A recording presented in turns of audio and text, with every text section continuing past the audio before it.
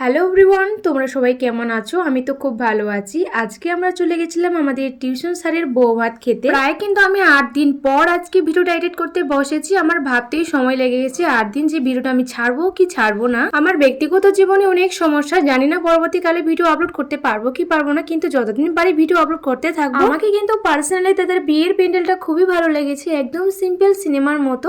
আর এখানে কিন্তু সবাই ছবি তোলার জন্য ব্যস্ত, এত সুন্দর ব্যাকগ্রাউন্ড। আমিও কিন্তু কয়েকটা ছবি তুলেছি। এখন আমরা যাচ্ছি খাওয়া দাওয়া করতে। চলো তোমাদের সাথে কিন্তু খাওয়া দাওয়ার মেনুটাও শেয়ার করবো। আমরা আসছিলাম 3 বান্ধবী, আমি, সঙ্গীতা, বর্ষা, কিছু বন্ধু আসছিল, ওরা ক্যামেরার সামনে খুবই লজ্জা পায়, আর 2টা ভাই আসছিল। চলো এখন আমি তোমাদের সাথে মেনুটাও শেয়ার করি। ফার্স্টে চলে আসলো স্যালাড, এরপরে লেবু, একটা নান, নানের সাথে খাওয়ার জন্য পনিরের একটা তরকারি, এরপরে একটা বেগুনের চপ। এদিকে আমি ভিডিও করছি, ধীরে ধীরে খাওয়া শুরু করেছি। তারপরে চলে আসলো ভাত, ভাতের সাথে চলে আসলো ঘন্ট, মাংস, আর কিন্তু আমার জিনিসগুলো সাজানো গুজানো নয়, এলোমেলো হয়ে গেছে। ছোট মাছ দিয়ে বানানো একটা তরকারি, ওটাকে ছেঁচড়া নাকি বলে, খেতে বেশ ভালোই ছিল। এদিকে আমার থালায় এতগুলো জিনিস, আমি ভাবছি কোনটা ছেড়ে কোনটা খাবো। আর আমি কিন্তু একটু লেজি মানুষ, আমি আস্তে আস্তে করে খাই।